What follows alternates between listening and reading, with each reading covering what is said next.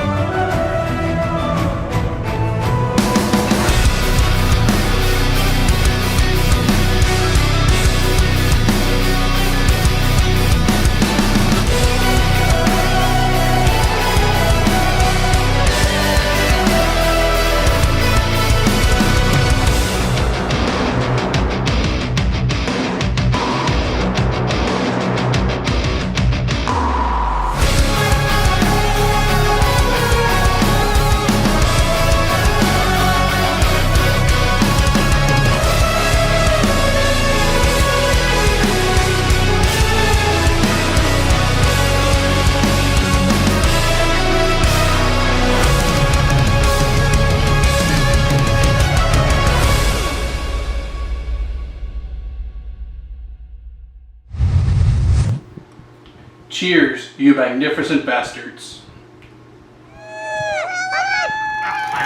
Your real name is Stahl! All right. So this was so what did I see on here? It look familiar? So this is Wild Turkey, Yeah. but in 101. Yeah. But it's a rye, not a bourbon. Have I not had? No. All right. I feel a little silly for not having had this yet. No. So this used to be kind of standard all over, right? And then it sort of disappeared. And then the lower proof version came out. And now they're sort of starting to bring it back, only it's coming out as a full liter. You know what it's given me? The black licorice. Get in there. Yeah, I could It's see got it. that black licorice on the nose. This is a really high corn rye. Okay. Huh. 37% corn.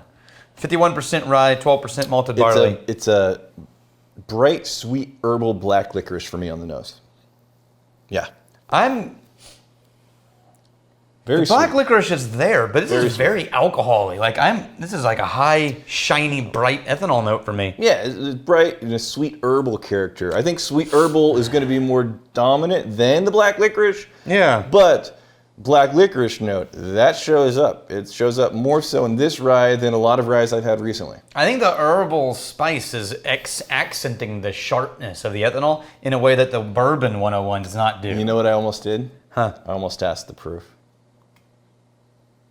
It's 101. But I didn't, though. I didn't.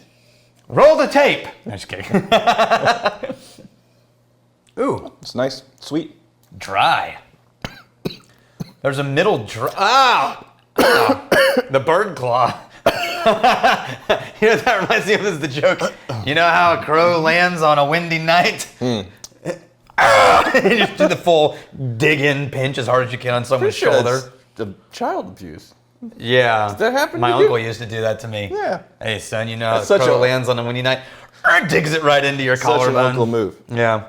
So what is that? You, in the midst of my coughing fit, I got sweet. You were throwing down dry? No, the middle, it starts herbal, finishes sweet, but that middle palate is like barrel dry for me. Okay. It's lively. Yeah. Yeah, it jumps around. Now, some Big have old argued spicy, big sweet spicy. that this is actually the quintessential rye taste, not MGP. And that when they disappeared and sort of weren't available, MGP supplanted them as classic rye. Do we know- But that the real classic rye is this Wild Turkey one. I've heard it said. Okay.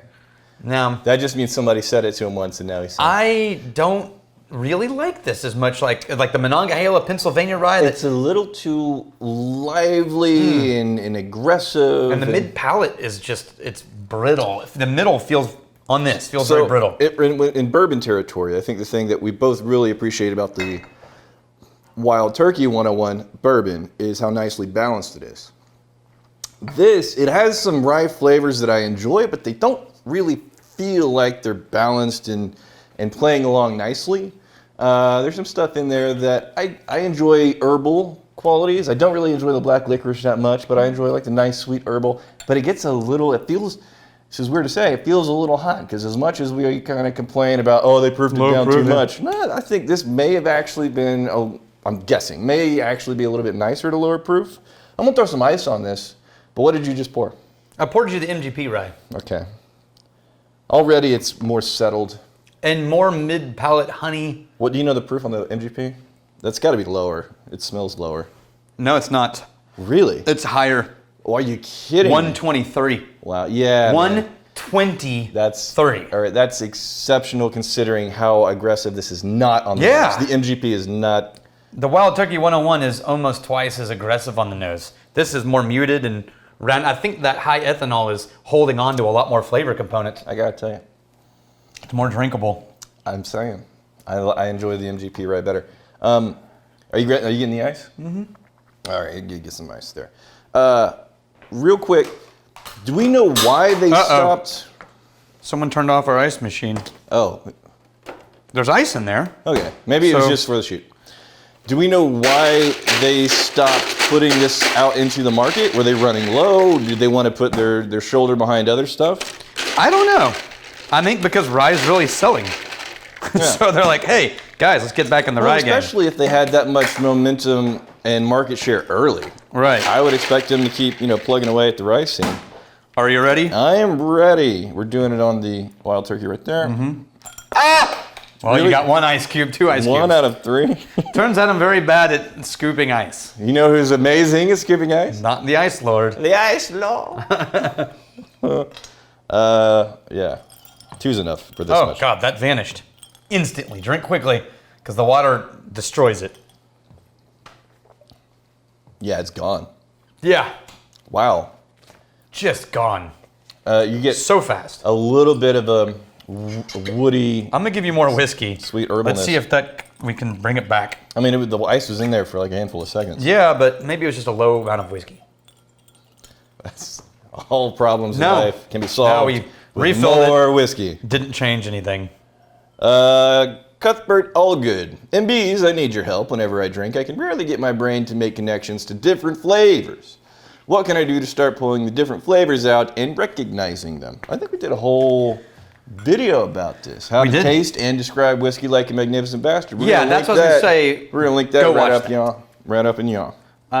Because there's nothing we could say in this short amount of time that would really capture that, as well as that video did. But if you got some tips them in the for comments. our good Mr. Allgood, put them down in the comments, yeah. Brian Malshart. Malshart? Malshart.